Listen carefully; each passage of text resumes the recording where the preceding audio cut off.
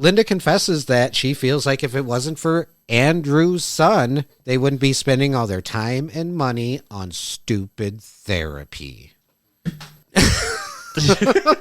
Mic drop.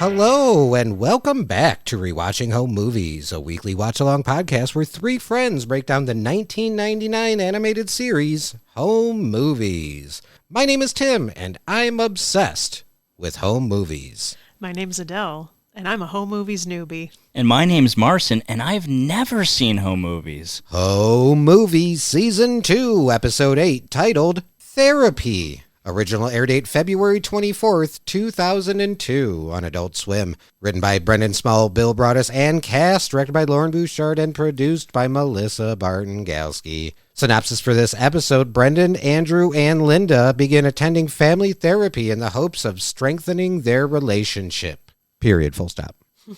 I was wondering what the episode was going to be, but I think pretty quickly I was like, yeah, this is just going to be called therapy. Yep, and 100% it was. So we're going to get into this episode, but before we do, let's get into the Creative Corner, shall we? The Creative Corner is something we are consuming, producing in the creative realm we want to bring to light. Creative Corner, diddly-doo. Who wants to go first? I will go first. Let's do it.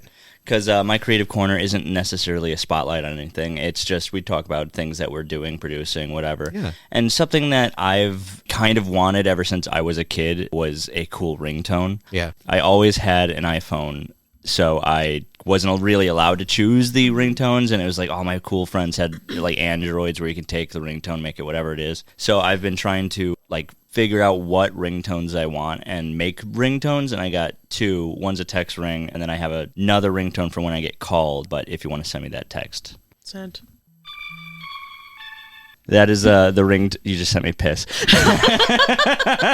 That's my ringtone, but it's from Puzzle Valley. Nice. Oh, shit, that's dope. I'm making a bunch of ringtones from like Puzzle Valley, and I'm trying to put them as my like my ringtones, and just trying to find cool effects because I make audio effects, different bits of audio specific, like from the ground up for Puzzle Valley, and I really like a lot of the sound effects I make. So I'm like, let me just put them as my ringtone. Hell That's yeah. dope. Yeah. Yeah, I would have not so long ago that song as my ringtone. Oh, yeah. For sure. Easy. Especially if it was like an 8-bit version of that. That would have that'd been be dope. very fun. Yeah. For my ringtone I have right now, I won't make you play it, but it's one of the songs from Doorman that has an 8-bit version, so I really like it. What program do you use to turn them into 8-bit songs? I don't really turn them into 8-bit songs. That was for the soundtrack specifically. Okay. Yeah, I won't get too into why that is. But like with audio in general, I just like take the snippet and I like send it to my phone, and then I just download it and use it as the little ringtone. But I feel like that's what I've wanted since I was a kid, is like really custom ringtones, and no one cares about it anymore, but Everybody's got their phone on silent nowadays. yeah, it's weird. Yeah. I could not tell you what my ringtone is right now because my phone is never on.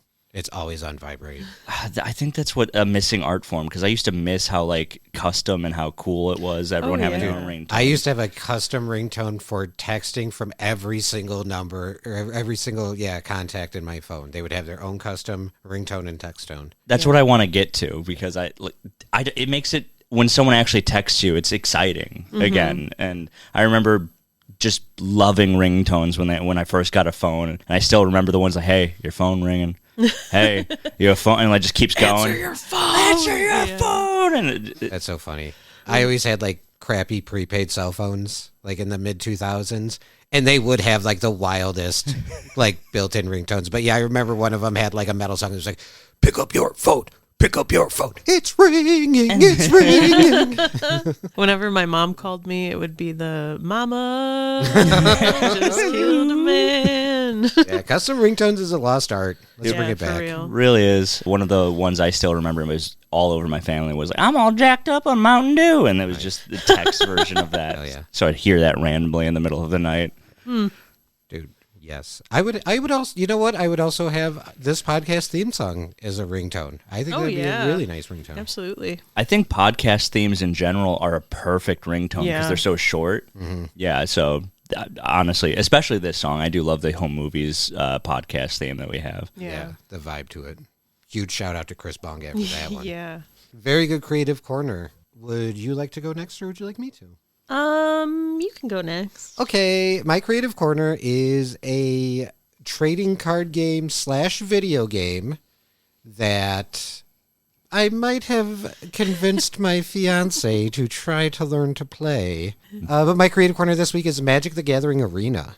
I wanted to jump in so quick and be like, Master Duel, Yu-Gi-Oh, let's go. No, absolutely not. It's funny because we were talking about some other trading card game.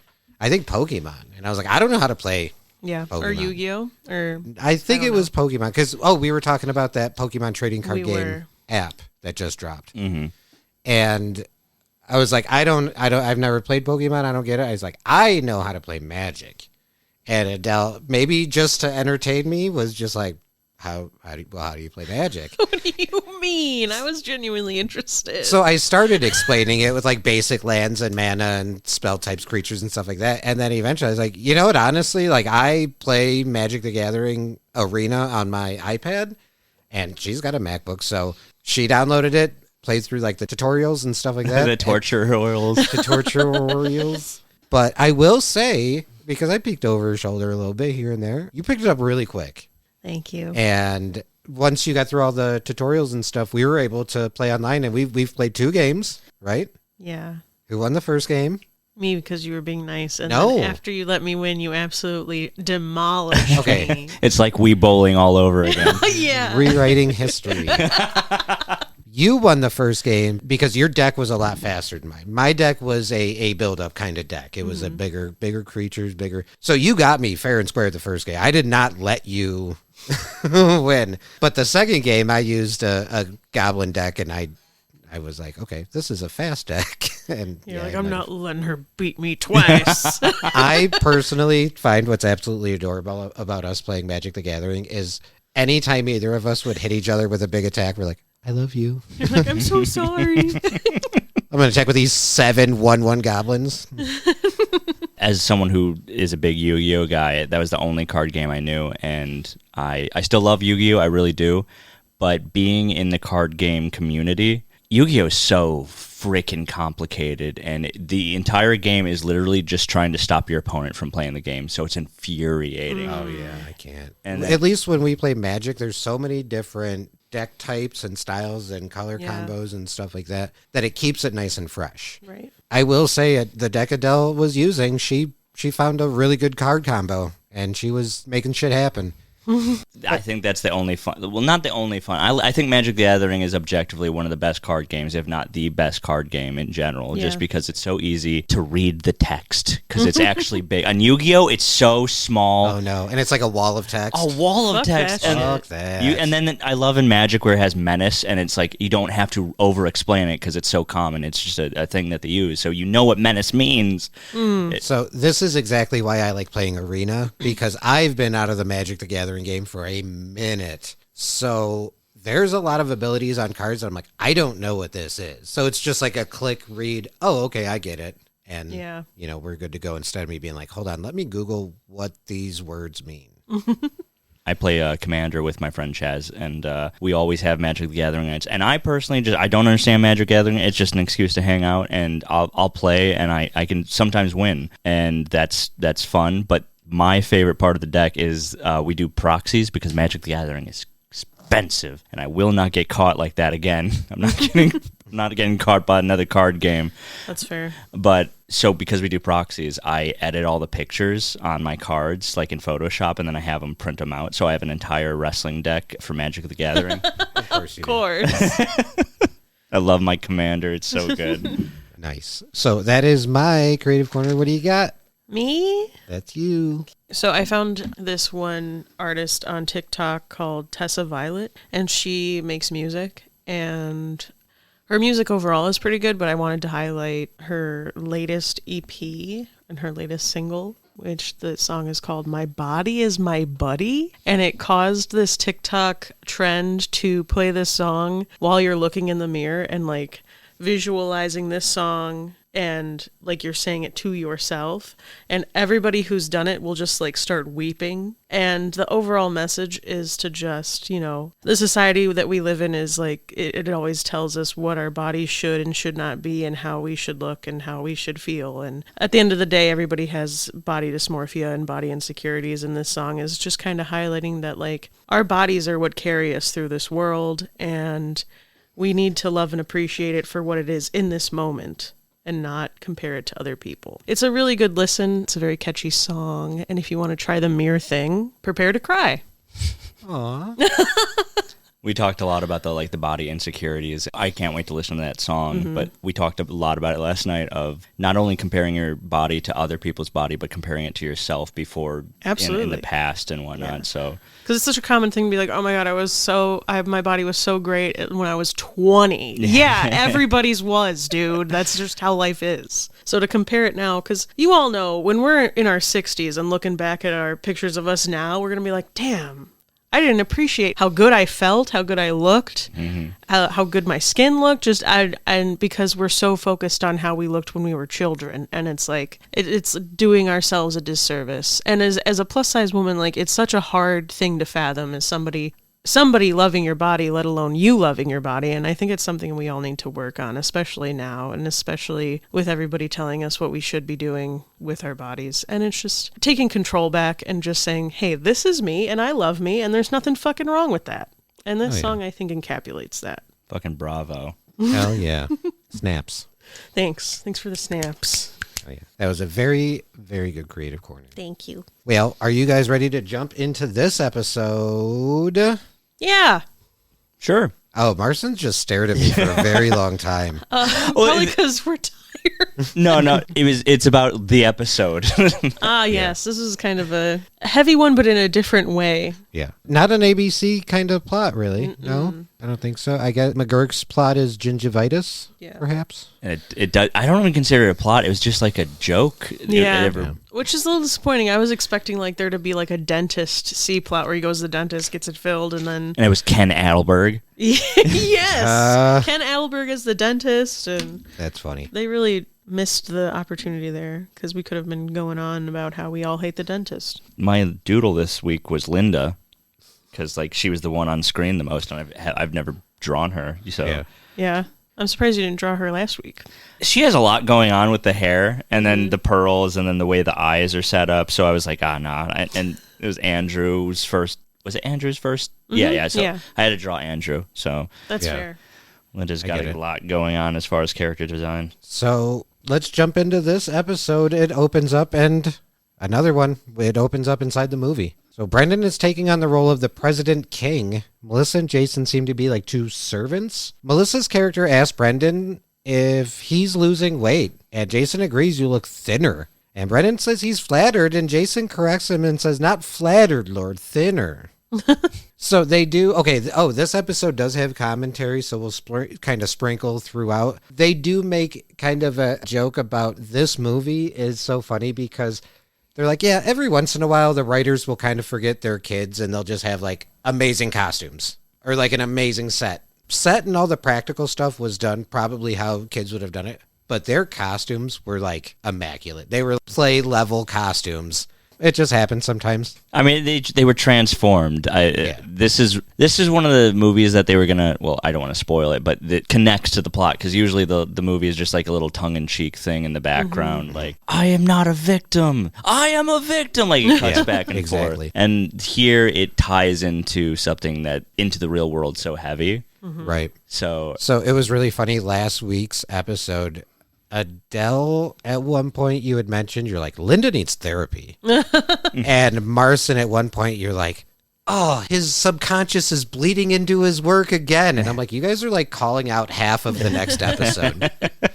I was really interested from the first beat of this episode because it was immediately like, I'm shrinking. Mm-hmm. I'm the Shrink King, and I was like, interesting play on words. I like this. Yep. And almost immediately, it seems like Jason and Melissa's character are plotting against him. Brendan asks them if this is some kooky way that they're going to try to impeach him, and they deny it. He says, okay, that's settled. No more talking of shrinking. He gets off of his stool and tells him he's going shopping, asks if they need anything. As he's walking away, Jason and Melissa definitely talk about how he's shrinking. They should prepare for his inevitable disappearance. Jason says he's going to take over, and Melissa's like, yeah, and I'll be your woman commander. That's when Brendan realizes they're plotting against him, and even says almost out loud, like, good thing I'm shrinking, otherwise they would see me. This is when we, like, pull out, and then we see all the kids watching their This is a classic pullback to reveal. It's Jason, Melissa, Brendan, they're watching the movie and critiquing it. Mm-hmm. Another example of almost immediately. Jason says it feels soft, Melissa says it feels flat, and Brendan says it feels soft and flat like a bathroom rug. And like it's being forced, like someone's forcing a bathroom rug through something. Jason says he hates his acting, and it's horrible. Melissa says she can't act her way into a paper bag. And that's when Brendan is like, yeah, my acting sucked on ice.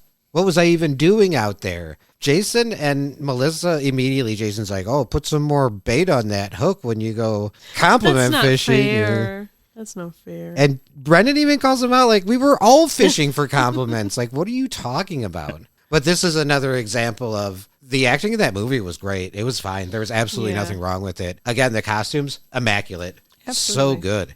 They mentioned in the commentary, I wrote this down and underlined it. They're like, Jason is a good actor. Oh, yeah. Oh, he was my favorite part. Just that little henchman with the mole and his evil eyebrow. And then we shall take over. His little laugh. I think it's just, it's emphasizing the fact how, like, we're our worst critic, especially when it comes to things that we make.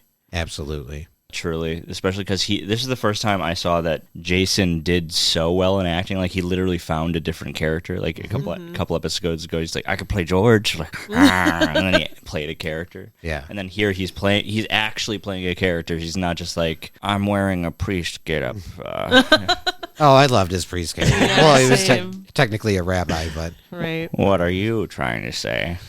Well, we're going to go from here, and we're going to cut to Andrew, Linda, and Brendan in family therapy. Linda is saying that you're acting like a child, and Brendan asks her to specify if she means him or Andrew, because he is a child and would take that as a compliment.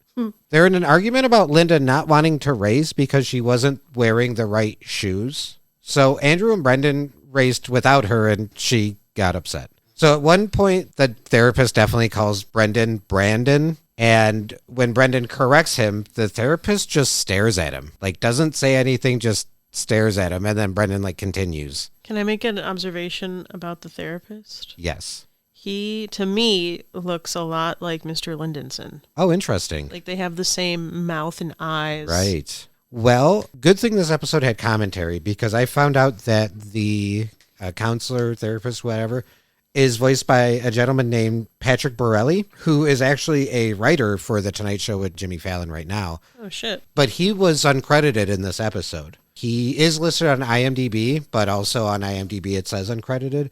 But had they not talked about him on the commentary, and I not dug deep into the IMDb, I never would have known that. So Patrick Borelli does the voice of the therapist. They said that his voice really kind of lended to, you know, what they were going for with the therapist. And also this therapist and his kind of whole like gentle speak thing was based on something that Brendan's, not like family therapy kind of thing, but his parents went through that kind of therapy and learned this gentle talk. And Brendan had like moved out by that point. And when he came back and they were using this gentle talk, he's like, this, nobody talks like this.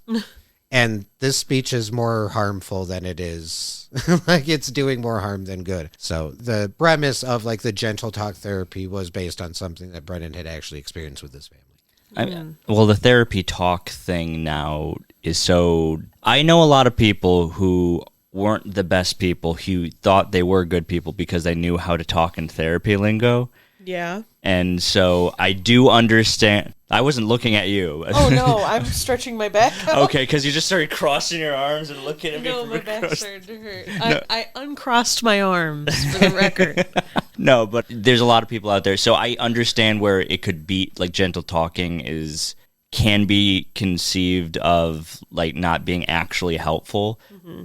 But I personally found this episode to be a little like, why don't you like therapy? It seems like they're like, I honestly think someone was having a breakthrough. I won't say who. I think someone was like getting better through this episode, and it went somewhere else because of, I guess, where Brendan thought that gentle speaking was insane to look at. Yeah. I didn't really understand the whole concept of not saying the word should. Right. I don't know if I just missed that explanation at some point, but I was like, why can't they say should? I think the therapist just says that it's kind of a harmful word. We will get to it once we get there.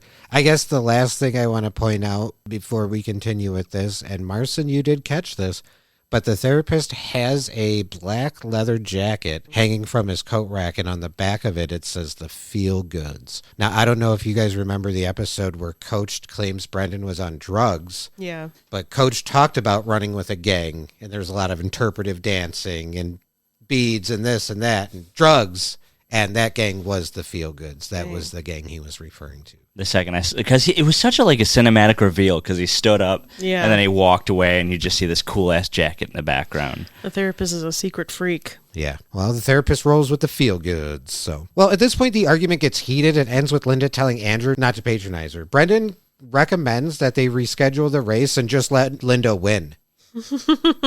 Andrew tells him not to patronize Linda, and Brendan's like, I thought I was patronizing you, as in Andrew. I thought Brendan was trying to be helpful here. I didn't see the sass. I didn't think that was actually him trying to act out.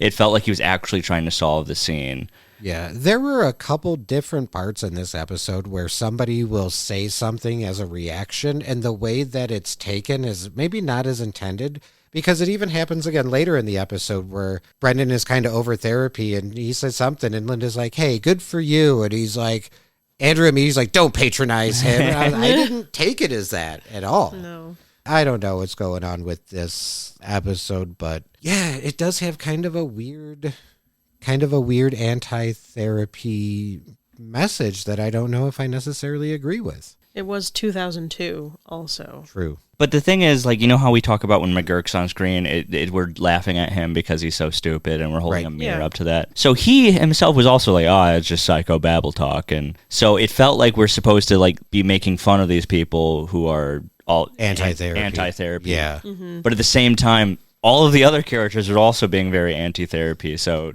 correct. Because ultimately, I mean, let's be real here. Brendan, Linda, Andrew, yeah, all three of those people could definitely use therapy. Yeah. Oh, absolutely. Well, I think it's very real because I've been through my fair share of therapists. You just got to find the right one. Right. And they just might not have found the right therapist. I don't think it necessarily means that therapy's bad. Especially this one. I didn't like this therapist. I think this therapist was pretty bad. Yeah. Yeah. Very common phrase from this therapist comes up right now. I'm going to stop us right there. That annoyed me so much because there's so many times other people were they were very close to having some sort of breakdown. And what you said about this therapist talks about we shouldn't use the word should. And even in that paradoxical thing, don't use the word should. The reason he said that was because it's our critical parenting voice. It's you should do this, you shouldn't do that, because that's what a parent would say. Sure. Yeah. That's what that's what he said. So I can kind of understand that, but then just stopping them when they're on a roll in therapy, that annoyed the piss out of me. Well, everything accumulates to everybody calling everything stupid, and that's when the video pauses and another pullback to reveal that this is a tape recording of their first therapy session. They're all pretty embarrassed by this behavior, and the therapist points out that's why he records the first session. Brendan points out again his acting is horrible, and he's in a little bit of an acting rut. Andrew immediately asks if it's going to cost extra, and the therapist is like, yeah, a little. Of course it will. So Andrew says he'd like to start by apologizing for everyone's behavior, and Brendan said he would like to start by accepting their apology. Therapist pushes the TV out of the way. That's when we see the jacket and the feel goods for the first time. The therapist says the main issue is communication, and that there was some abrasive talk that day. He says stupid is a very hurtful word, right? He recommends a communication technique he pioneered called gentle talk. Linda and Brendan both are like, that sounds stupid, but yeah, we'll try it. The therapist says they need to replace the word should with I believe it would be in your best interest if. And he tells them when you tell somebody they should do something, that's critical talk We don't like to be criticized, do we, gang? Brendan says he doesn't mind giving out criticism. And in the end, Brendan says he's very interested and liked when he talked about the things, and then confesses that he just was not paying attention at all. We go from that scene to a soccer game. We see Coach McGurk filling up a cup of maybe like Gatorade or some kind of sports drink. It wasn't water. So he's calling timeout and yells for Melissa and Brendan to come in. Melissa asks if they're in trouble, and he asks them to look at his gums. This part was real. This was Jason territory for me. Oh, yeah. Yeah. First, he's just like slugging down tubby custard and tossing it to the side, and Tubby custard. we see a POV from inside his mouth and all of the like many different cavities. All the holes. Oh, yeah. Greenery. He asks if they're bleeding, and they're like, yeah. You okay? Yeah. And he says, yeah, he's got gingivitis. Brendan asks why he doesn't go to the dentist. He says he hates the dentist, and Brendan agrees and says every time he goes to the dentist, his tongue gets depressed. And Melissa laughed. Melissa laughs. Coach, not so much. But then he just, thank you. Like, he just points back at Melissa. Yeah. Brendan Small, the actual person, points out in commentary, they're like, yeah, every time Brendan makes like a really good joke, they make him cross his eyes, and it like upsets Brendan Small. He's like, that was a fine joke. I don't know why they'd have me cross my eyes. But it does look funny that way. Yeah, that's funny. I'm kind of disappointed there was no like dentist B plot of this episode. I thought that's what it was leading up to, because yeah, and I think they even say in commentary that the whole like, look at my gums, are they bleeding, my teeth, all that stuff was just improv lines by H. John Benjamin. Yeah. So I think they just needed a touch more than just therapy. Yeah. For this episode.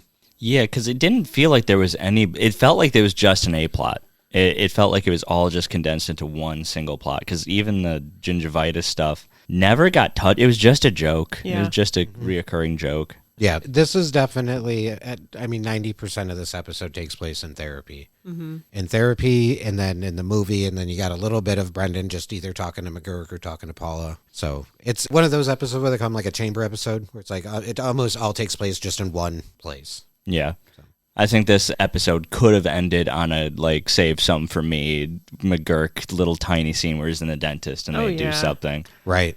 But they never go there. Well, we're back at the Small residence. It appears Brendan and Paul are watching like a late night movie. They got popcorn and snacks everywhere. They're sharing a blanket. It's cute. Mom, I don't like going to therapy with Dad and Linda. It's only for a trial basis, you know? You can just give it a try. Yeah. Look, your dad thinks it'll help you guys deal with the tension of Linda being in your lives.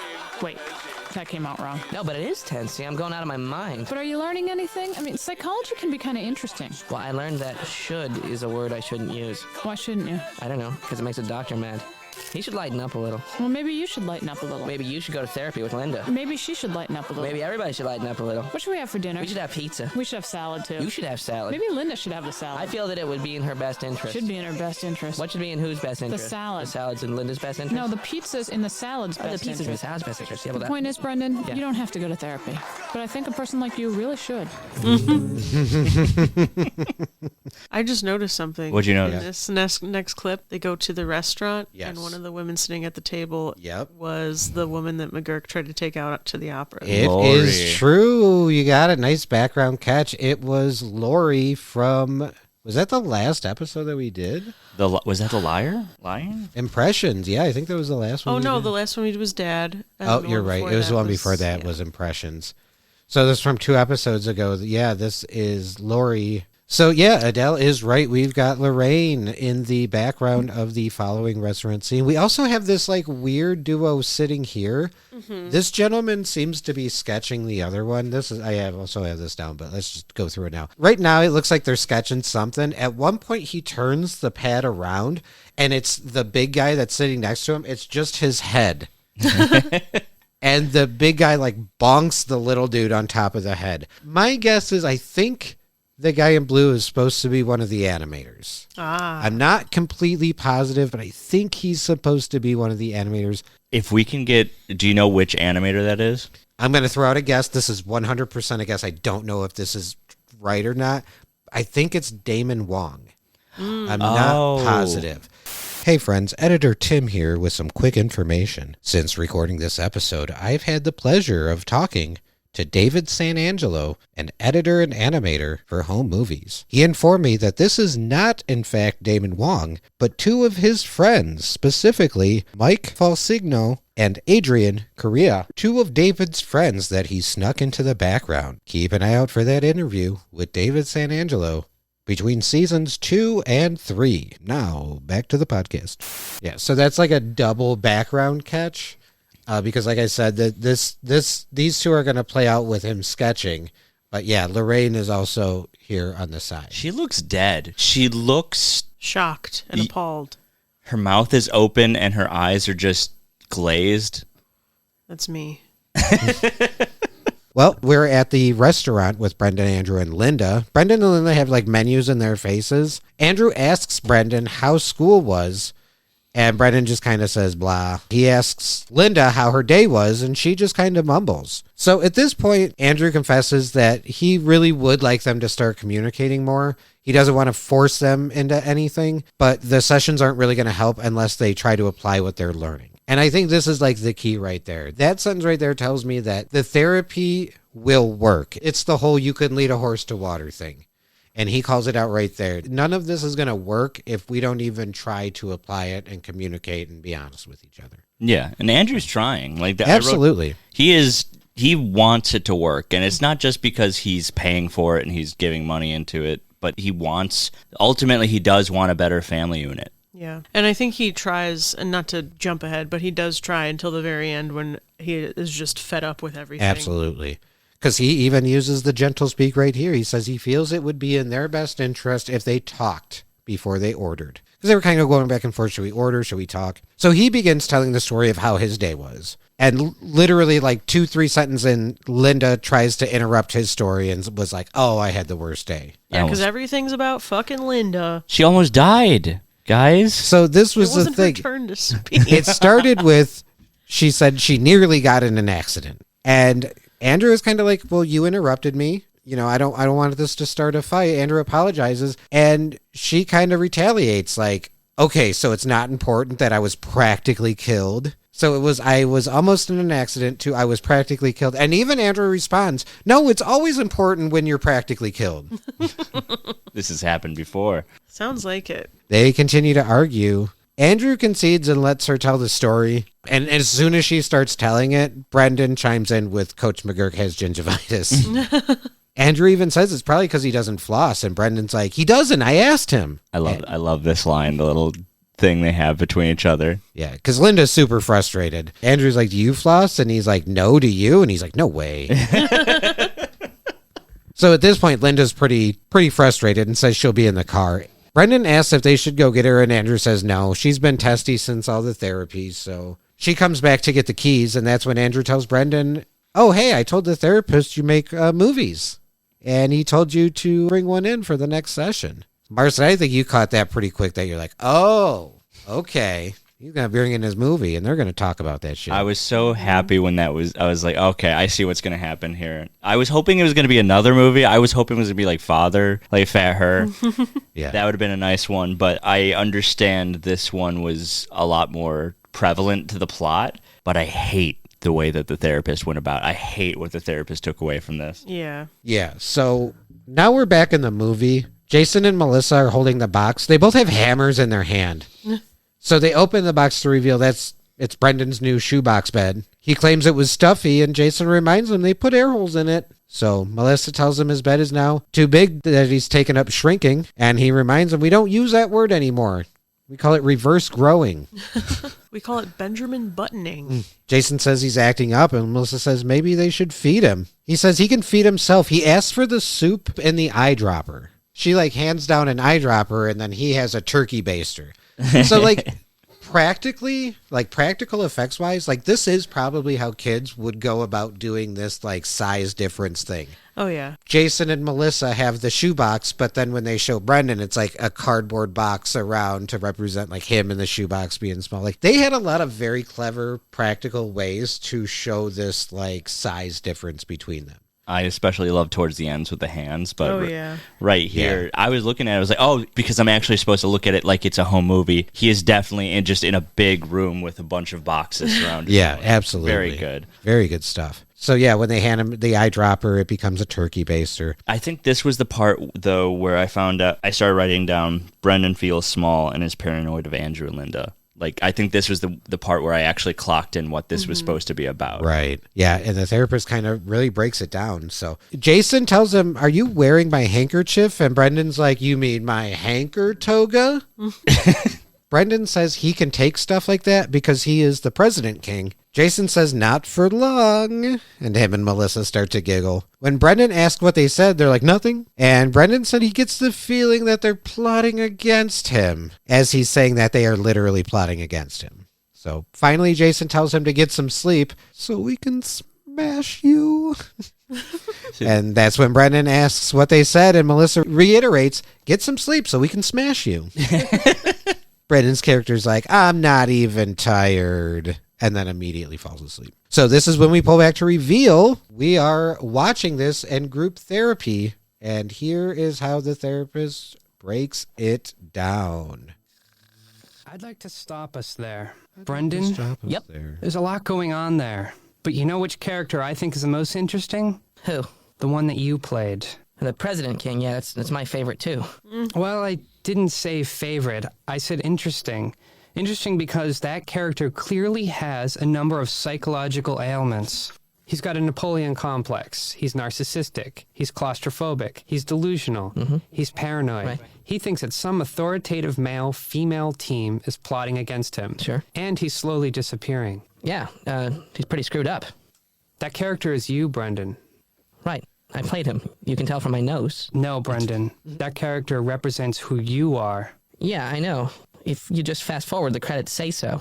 Brendan, you, in real life, have these issues. No way. And that character is you. Because I played him. No. In real life, you are those things. You didn't like the movie, did you? It was fine, but the President King... It's me, because you recognize my voice. I feel your true feelings about your father remarrying have come out in your work. Hey, look, let's not overanalyze this. I have to. Oh, well. Dad, Linda, I think we've had a big breakthrough today. We found a big roadblock in the family, and that roadblock is right there. Yeah. Well, that pisses me off. Yeah. First of all, that's a child that you're putting all the blame on. When in reality, it's the fucking adults that don't know how to communicate. And it's really wild that he absolutely hits the nail on the head as far as like, yes, your character in your work portrays you feeling like there's a male, female, authoritative figure plotting against you. Spot on. But then turns around and he's like, so then you're the problem. Yeah.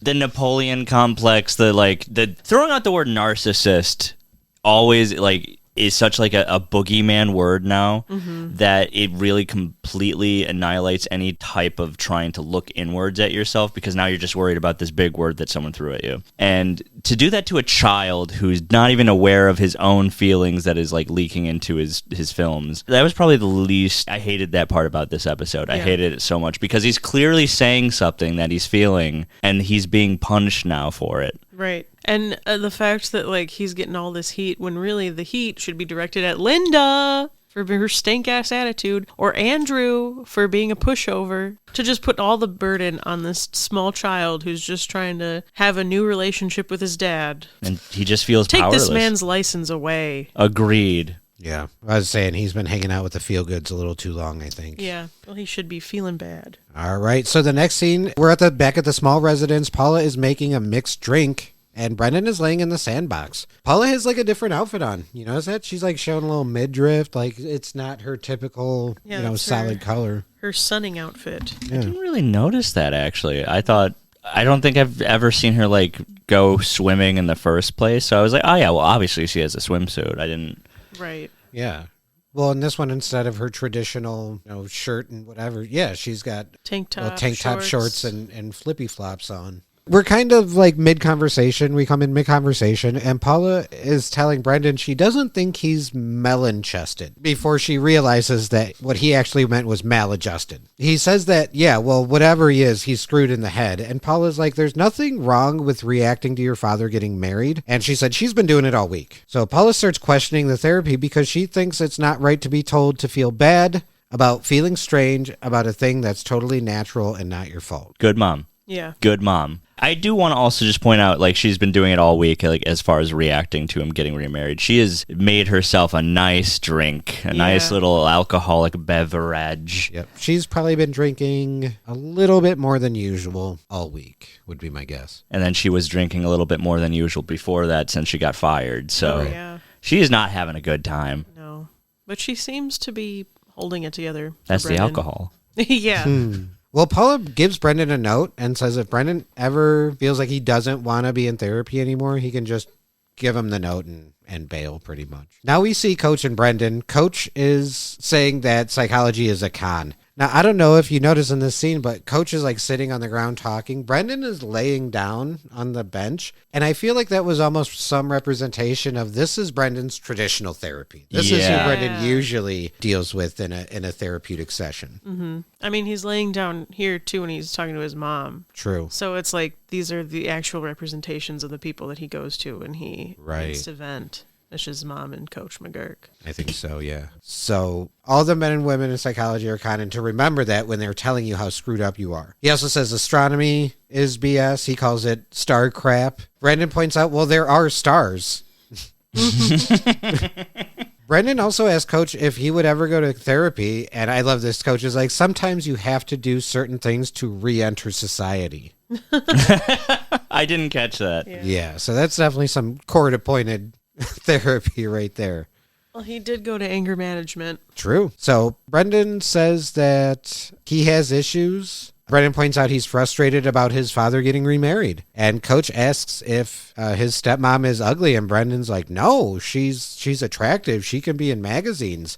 You even see Coach is like, oh, what kind of magazine? Like model magazines? And he's like, he starts like inching closer to Brendan like, oh, go on, tell me more. He's like doing a little finger touch thing. Yeah. At one point I wrote down foot twitch when he was talking about it. Oh, yeah. So he starts talking about how, Brendan, you're jealous. Brendan is like, no, she is not my type. She's wound up. And Coach is like, yeah, you're wound up too. McGurk said something that caught my eye as something that was actually pretty wise, even though he said it in his own McGurk way. Yeah. She's acting like a baby when you want to be the baby, and Yep. you're used to being the baby. Damn. And I you- mean, And you wish that she would marry you instead. And I think that's when he's got the very aggressive foot twitch. So ultimately, Coach tells him he's going to be fine. He's just a kid. And then he's like, Brendan, one last thing. And then he shows him his bloody gums again. I was so confused because he was like, oh, and then it cuts to the next scene, and I didn't really pay attention to what was happening. He just kind of grabbed at his face. I was like, whoa, wait, what was going on? And that's the last thing we hear about the gingivitis. yeah. That's it. It's just to be gross. Jason moment. Back at therapy, the therapist is encouraging Linda to use gentle talk to tell Brendan about her feelings. She goes on to say that maybe they don't understand each other, and it would be in their best interest to try to understand each other. The therapist is very happy. She's using the gentle talk. He gives her a nice little clap. Then he asks Brendan, hey, if you want to cry. Brendan's like, no, I think I'll be okay.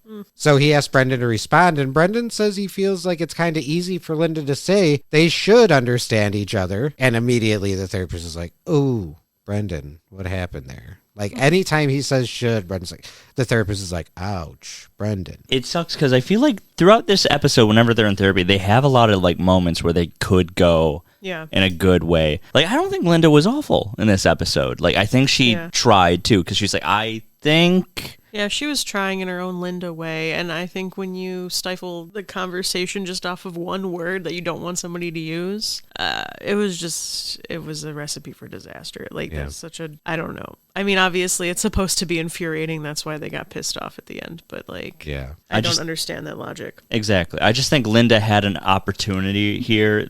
In the beginning, when they first pull out and show the first session, she's like, I'm so embarrassed. She has a moment of clarity. And then later on, she's trying to say things in a different way in order to, do work. She's talking to Brendan, I think we should get to know each other. Yeah. And then Brendan goes off on his little tangent. Right.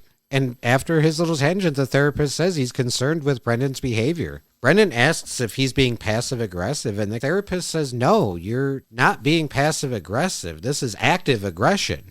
And Brendan's like, should I be passive-aggressive? And he's like, no. He tells him he wants him to do some homework by expressing exactly how he feels to someone using gentle talk. This part cracks me up so much because Brendan's like, no. And then the very next scene is him talking to the lunch lady in gentle talk about the food. And this part cracked me up because he's like asking what it is and explaining that he feels it's important that she knows how he feels about the chicken fried steak. And she's like, you love it. And he's like, I feel like when I eat it, I feel as though I could vomit. And that's when she kind of hits his nose with the tongs. Yeah. And he's like, that was uncalled for. And she's like, you want another one? So he kind of just walks away and said, okay, I just felt it was important for me to say something. I feel like we'll never see McGurk's mom, but I feel like her spirit was here. Yeah. I've never had chicken fried steak. Chicken fried steak? Yeah, which is what they were talking about. Yeah. Is Steak it actually fried in steak chicken. that's fried in chicken I grease? believe so, yeah. I think there's some, like, I'm going to say chicken breading, but that doesn't sound right. Well, I mean, it's isn't Yeah, it it's just breaded? Breaded, yeah. Breaded steak that's fried. That sounds right. Yeah. And yeah, I do recall having that at school lunches a lot. Really? Pork chops sound so good. Pork chops and applesauce. It's just like it's breaded steak, but it's fried. I'm like, pork chop. The next scene, we're back at the fancy restaurant, but this time it's just Andrew and Linda.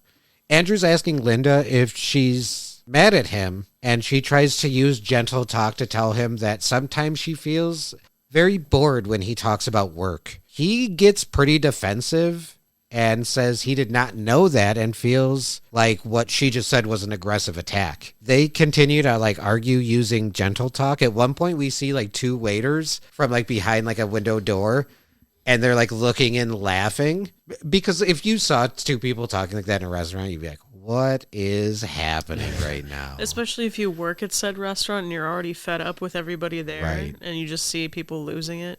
Good. Yeah. That's the highlight of your day. And here I was on Linda's side a little bit. Like Andrew felt like he got defensive about her talking about like, oh, you talking about work is kind of boring. But she didn't say it in like a passive aggressive or mean way. She, just you talking about law. I don't know law. Like it's boring. Like Right. She was just being honest. Exactly. Yeah, she could be kind of leading to like, hey, when you talk about your job, I lose interest very quickly. I get short with you. I snip at you, whatever the case may be. And he immediately, he's like, that's aggressive. That's an aggressive attack. And I mean, ultimately, no, it's really not.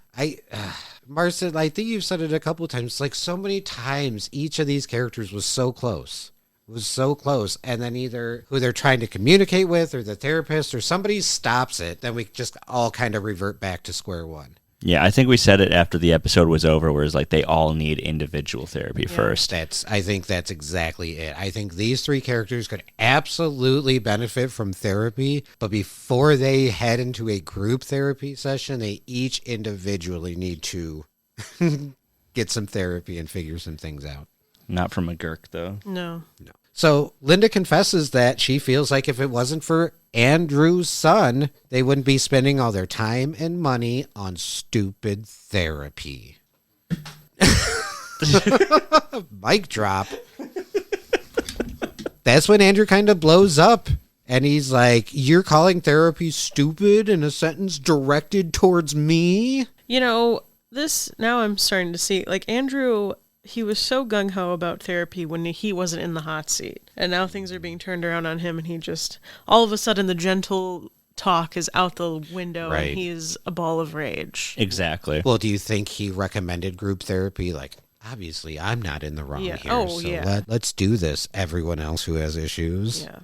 The second it starts getting pointed, and that's what I mean. Like Linda, when she saw herself in the beginning of like, oh my God, I am awful. She was so embarrassed, and she's like, okay, let's see where we can go. I was firmly expecting something of her being passive aggressive towards Brendan, where they were in like those two little seats together talking, and you could see she was thinking, she was trying to do it the right way. But it's so night and day between the last episode with Linda and then this episode where, there's some hope here for anything happening. But not to spoil anything, but the way this episode ends, I'm like, you know what, honestly, fair. That's fair. And like, Linda is such an angry fucking person. And like you said, the last episode was such a stark difference because she was just leaning into her anger.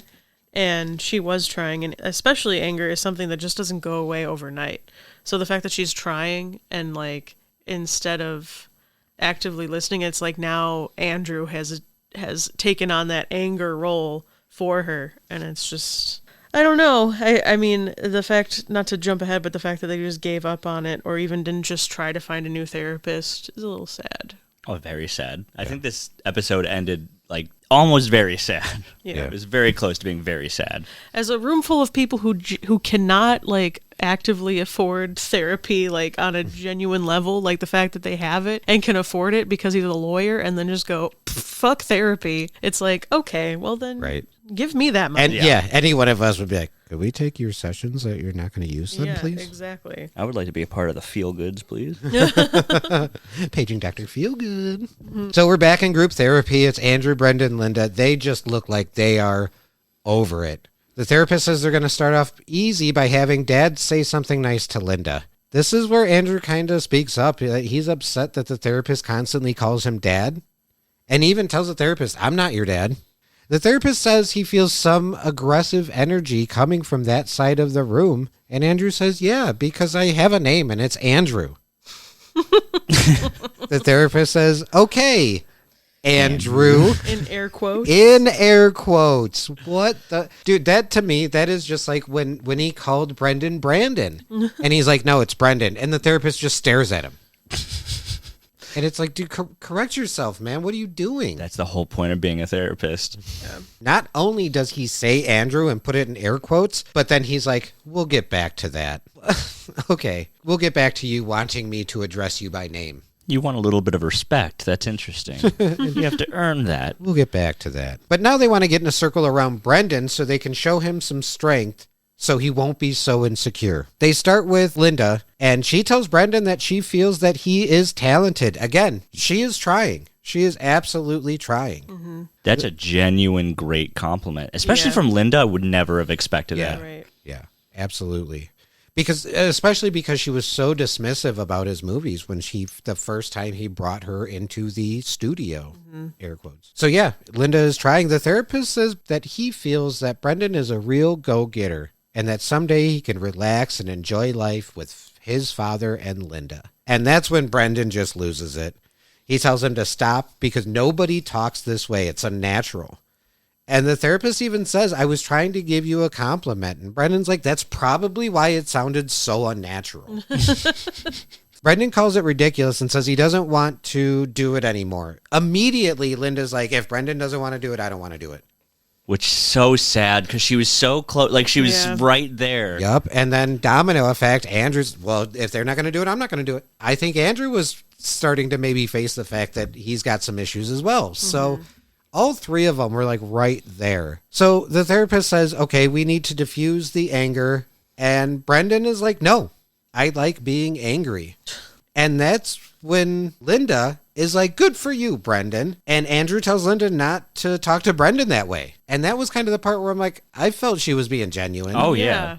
Because she's the queen of anger. She embraces the anger. So to see Brendan being like, I'm angry. Yeah. They came to a part where they were very close to like forming some sort of bond here where they like forming a unit, even if it's in the most batshit way of like, fuck you, therapist. But like they were forming some sort of bond, and then Andrew just snuffed that out. Yeah. Well, it absolutely was a domino effect. Brendan's like, I don't want to do this anymore. And Linda's like, he's not, I'm not. And then Andrew's like, if they're not, I'm not. It's just one of those. I was involved in a project once. This was well before, this wasn't like comedy or anything. It was a long time ago. And it was such a shit show. But like everybody kind of was looking around and waiting for the first person to be like, you know what? Fuck this. And then literally the first person that was like, we shouldn't do this. Everyone's like, yep, done. We're done. Like everyone was just waiting for that first person. Because nobody wants to be the first person to bail. Nobody has a problem being the second person. Oh, absolutely. Domino effect is so real, and it's why corporations are like, here's a pizza party. Oh, the pizza party. So once Andrew tells Linda not to talk to Brendan that way, she's like, I'm leaving. I'll be in the car if you need me. And Andrew claps back. Yeah, I don't think I'll need you. And then she's like, then I'll be in a cab. Honestly, real. Yeah. Like all of this, I think all of them kind of have built up such resentment that none of them have like touched on. Andrew's feeling this now because he feels attacked. Linda feels attacked, like because she's trying and now everyone's turning against her. And then Brendan was like, "Oh, you're saying I'm going to relax? You say I'm not relaxed right now? Oh, what do I look like, a clown?" But it was so fine. You know what? Honestly, go your separate ways. Yeah. Like I think if this is the spot where you guys are saying I'm done, go your separate ways. Yeah. I'm curious as how to see how they come together in whatever next episode they're in. I'll never know if we'll have. It could be season 4 when we see that. Yeah. Well, it's at this point that Brendan gives the therapist the note. I wrote here, gives the therapist the note, but he does not give the therapist the note. He throws it in his face. No, I love the way you just like kind of, "Here you go, punk," and then it just flicks it right into his nose. Yep, he says, "I won't be coming back because therapy sucks." Disagree. You know, when Brendan was screaming at the therapist, I was thinking about earlier when McGurk had to go into anger management with that other therapist, and he was talking about you know all these people that we're all angry, but you know it's I come in here and I'm fine, but like it's you're the one who makes me angry. Like, and then he's like, "You like chicken wings?" He's, "Yeah, I like chicken wings." Like that. Yeah. But it's that same type of. No, we like being angry. And I Yeah. think McGurk and Brendan are very, very similar in that vein, especially if that's his therapist normally. Of, no, it's okay. You can be angry. Be angry. And that's the only thing you'll ever have to be. I like this episode because it's showing that Brendan is not having a good influence from McGurk. And we've saw that episode with Cynthia. And any episode that has to deal with like treating other people well. It's very interesting, and I think that's one of my favorite parts. I just didn't expect it to end this way. Yeah. So we're at the penultimate scene. Andrew is driving Brendan. Brendan asks where we're going, and he says, "I'm going to take you home." Andrew does apologize to Brendan for putting him through all that, I guess. Brendan says he still feels some adrenaline, like it was extreme therapy. Brendan asks if he's going to be invited to the wedding, and Andrew says if there still is a wedding. That's when Brendan says, "So Linda's available?"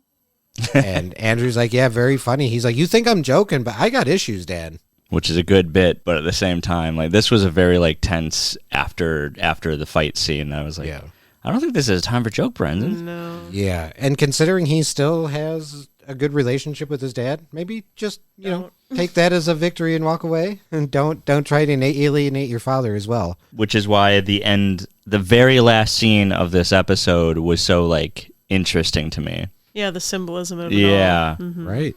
Well, let's get into it. It's the final scene. We're in the movie, and it looks like Melissa is getting ready to marry the President King. So she holds out her hand, and we see Brendan standing on a cardboard box with like a hand drawn on it. So that's how they're doing that. And then when she holds out her hand, it's just like a little miniature. So they both agree to marry each other. That's when Brendan opens up his hand to show Jason's character has shrunk even more, and he's looking for the ring. Jason seems to be having a hard time finding it, says he's got a lot of pockets, shouldn't have worn a 3-piece. And then the episode ends with Jason saying, "Okay, everybody, you're not going to believe this." And that's the end of Home Movies Season 2, Episode 8, titled Therapy. See, that last scene was very... What is the symbolism here? Because when we open up on that scene, it's like the shrinking, like these two characters are belittling him so much and he feels small and he feels like they're like plotting against him. But at the end of the episode, it's different because now Jason's character is smaller than him, but he's also marrying this person. So Brendan has to play Brendan. Yeah. But So Jason is his dad. yeah. Melissa is Linda. And now his dad feels even smaller than Brendan felt. Yeah. And apparently he wants to marry Linda, which, like, pop off, King, don't relate, but, like... She's pretty in the morning. Yeah, sure. Just the whole symbolism of acknowledging that your dad feels smaller than you. I don't exactly know if he's okay with that or happy about it, but... Yeah. It's definitely an interesting way to end the episode because it's not like a save some for me episode. And it definitely ends with a way where we could sit back and have a conversation about what it actually all means. But that's why we need to have a therapist on the show. I like this episode, but I was expecting more from it as far as the closure again. And now it just starts to feel like a TV show, which it is a TV show, but we're not used to every episode getting answers. Right. the continuation of the story throughout multiple episodes. I mean, it's a nice change that there's like a continuing story arc. Yeah.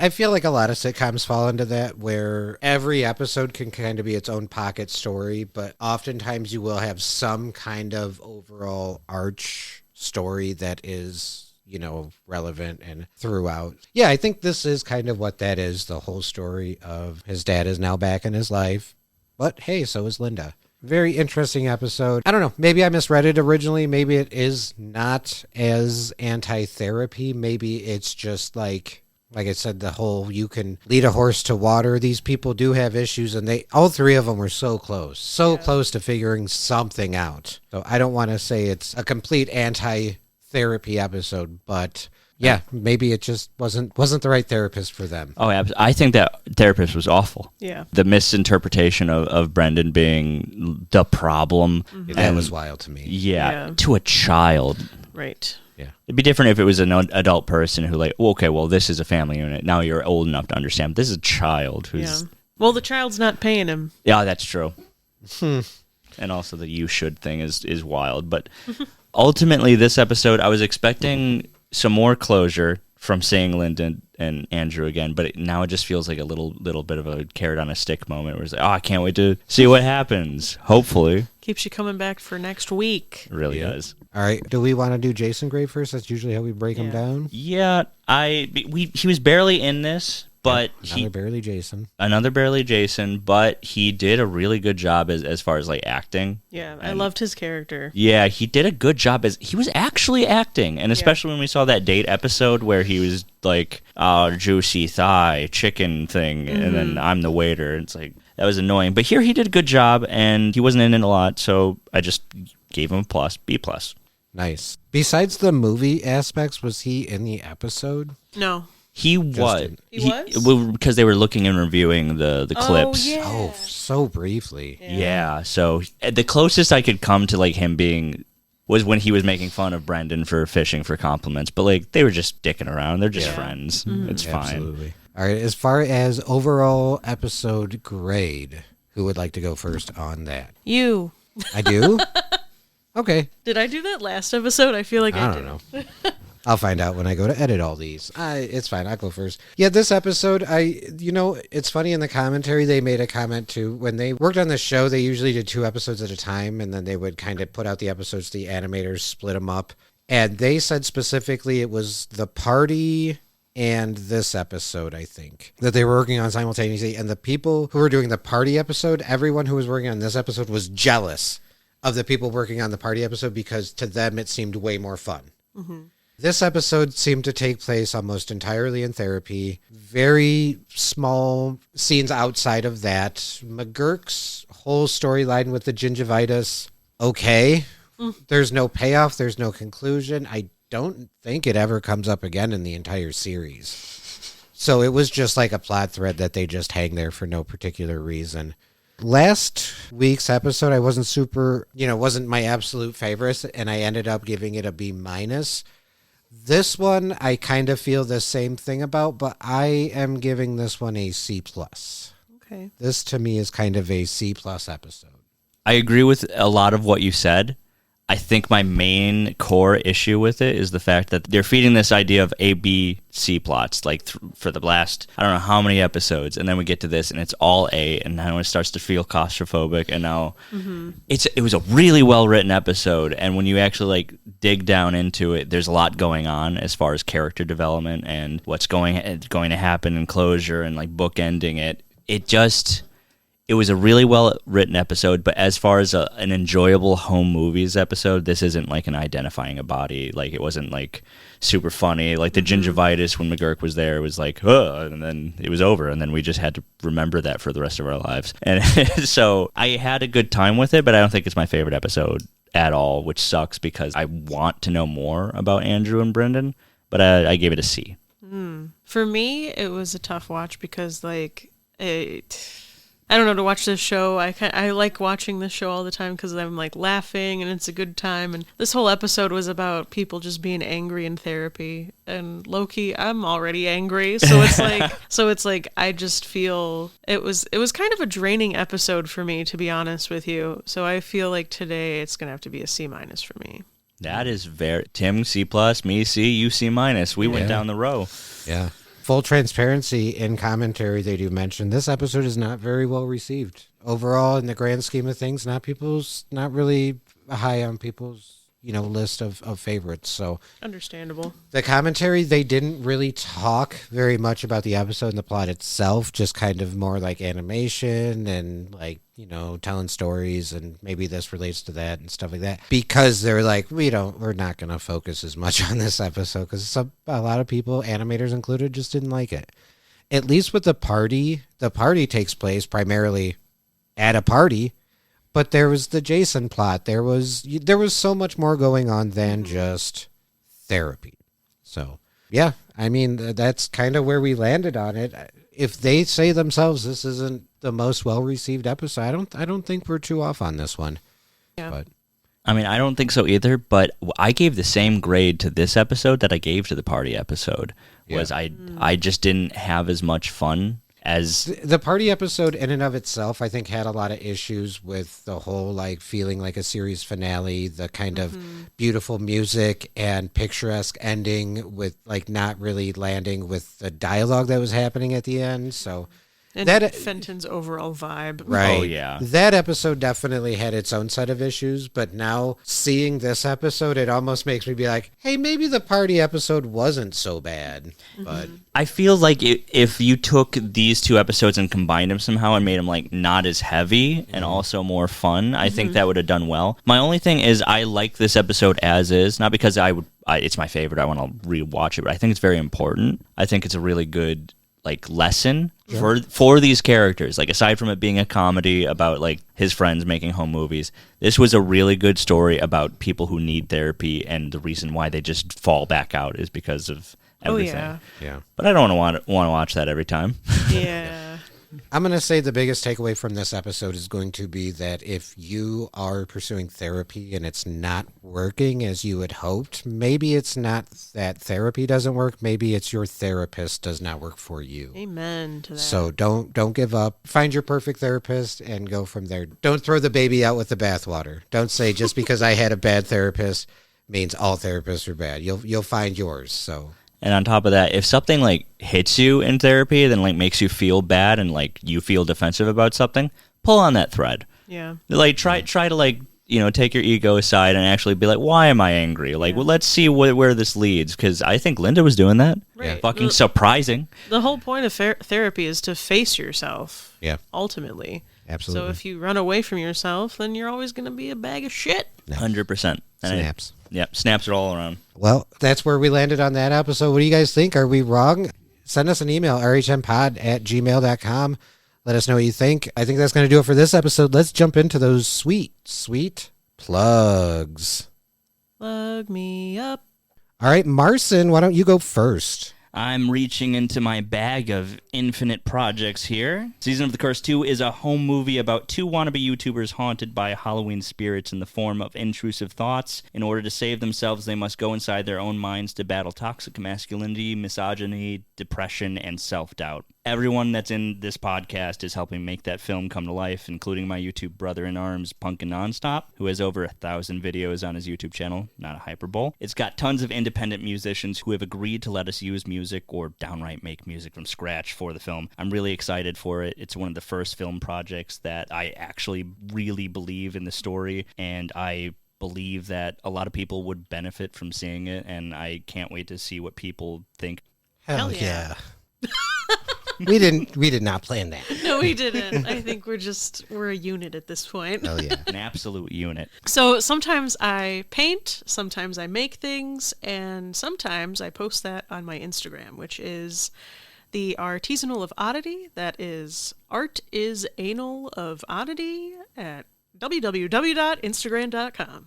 And that's my plug. And as always, this podcast is brought to you by the Happy Corner Podcast. They were nice enough to donate equipment to us so we could keep this podcast going. so we always want to give them a nice little shout out at the end. The Happy Corner podcast streams every Sunday at 1:45 Central, and then you can get the audio version wherever you get your podcasts. That's going to do it for this episode of Rewatching Home Movies. Join us next week for Season 2, Episode 9, Class Trip. If you liked what you heard, check out our Linktree at Linktree/RHMpod. There you can like, follow, and subscribe. Send us an email, or leave us a 5-star review. I will read 5-star reviews on the podcast, like this one left on 11/11. Excellent and charming podcast. I love this show, and this pod is excellent comfort food entertainment, just like home movies itself. Thanks to Shannon Conway for the refresh of our logo, and Chris Bongat for the use of our theme song. On behalf of myself, Tim, and my co-hosts Marcin and Adele, thank you for rewatching home movies with us. We'll see you next week. Bye.